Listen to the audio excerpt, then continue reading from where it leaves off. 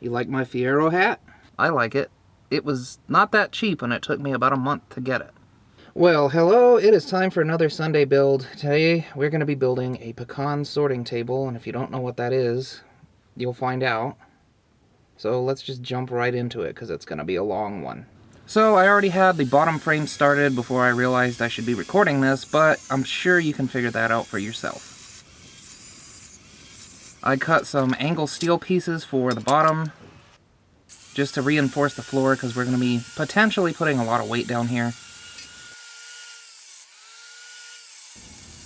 I'm going to measure them for consistency, of course, because I don't want there to be more space on one side than the other, because I just don't like that.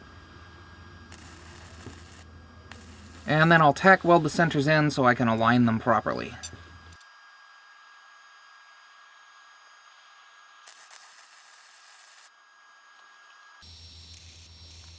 And I probably didn't need to fully weld the centers, but again, I like practice, so we're going to do that.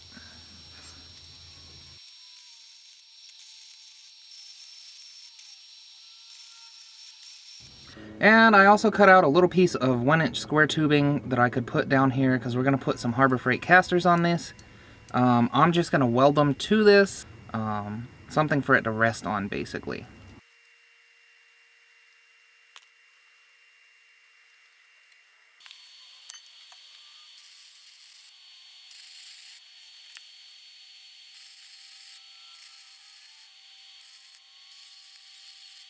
By far the most expensive part of this table, or at least the most expensive material, was the expanded steel that I bought for the floor. It was about $90 for a 4x8 sheet, which to me is kind of ridiculous. It's actually quite tricky to weld this because it's very thin, and we're welding it onto like an 1/8-inch tube. So basically you have to start your welding puddle on the tube, or on whatever the more solid piece is, and you basically just kind of flick it up onto the expanded steel grate, just enough to kind of melt it and hold it down.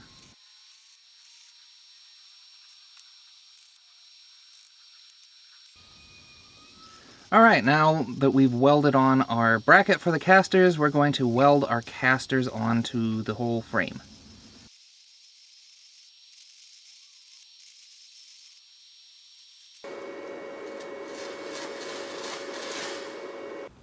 I'm not saying that I'm perfect, but my welds are definitely getting better.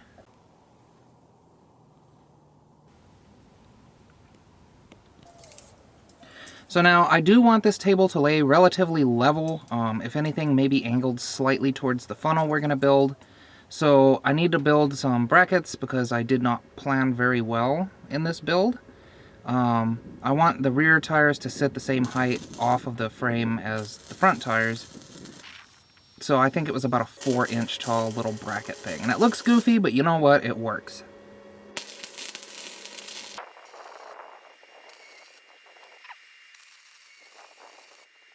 And we're going to paint the bottom frame so it doesn't rust, because this actually took me a little bit of time, probably about a week.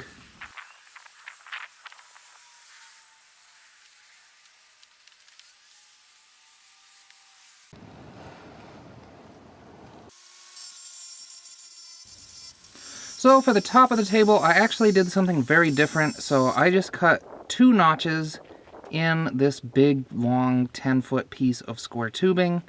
And then I cut the ends at 45-degree angles, and I bent the whole thing so that it would be basically a giant U.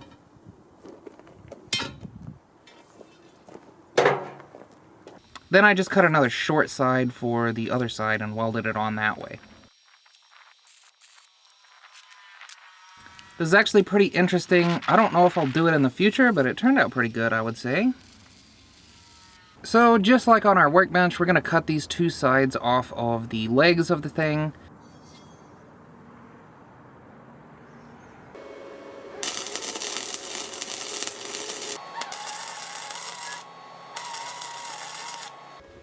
And now we fit it on to the bottom really loosely.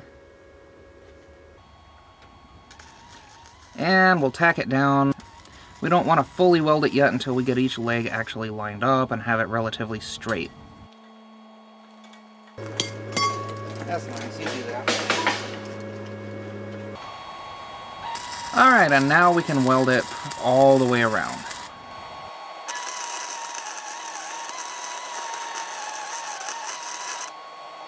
I only did one center support for the top because there shouldn't be more than 10 pounds of weight being put on this table at any given time.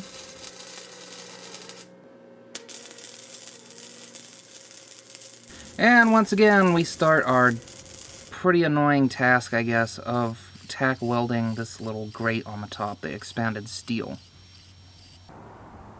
Next, I used some 2" by 1.5" angle steel. This will be used to contain all of the pecans so they don't roll off the table while we're sorting them.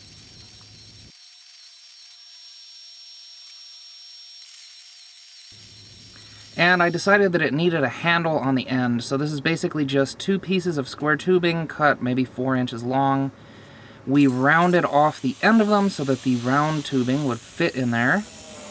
And then we used an appropriate length of round tubing, welded it together, and now we have a lovely handle. I also planned very poorly with the design of this, and so I had to make a little bracket or step for the bucket to sit on. It actually holds quite a bit of weight. I stood on this thing and jumped on it, and it held up just fine. So I think it will take about 20 pounds of pecans all day. And here we are tack welding the top onto the thing. I probably overbuilt the funnel if I'm being honest, but again, I didn't know which direction I was going to go, and I wanted it to be sturdy. So the first thing I did was weld the back of the funnel on. Next, I welded on the bed frame or angle steel to the bottom side.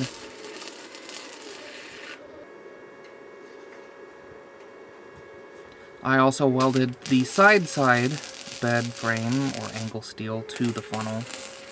And then I cut some sides and bent it. I would say it's about 4 to 4.5 inches deep.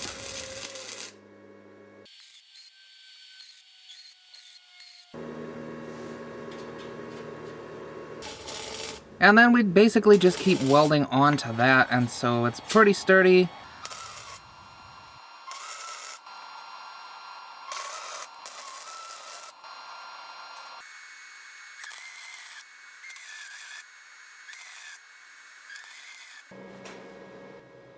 We're going to finish it off by welding the top angle steel or bed frames onto it. And again, it's just an unnecessary amount of reinforcement, but I'd rather it be too strong than not strong enough.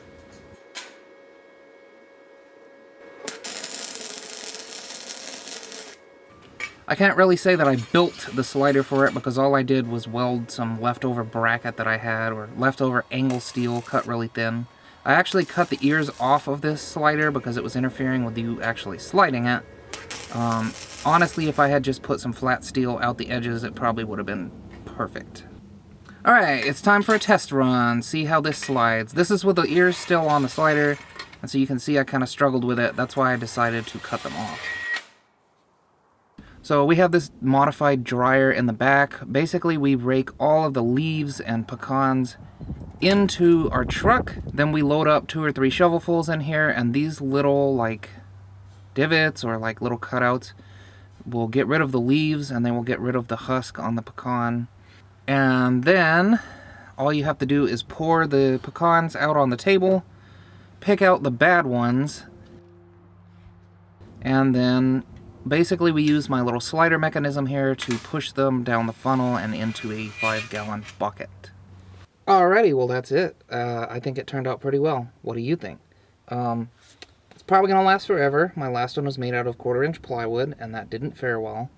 And my mother will be able to use it forever and ever, basically. And if she ever needs to replace the wheels, they're cheap. But anyway, I need to go to work because I'm running a little bit late. So as always, you be good while I'm gone, and I will see you next time. Have a good week.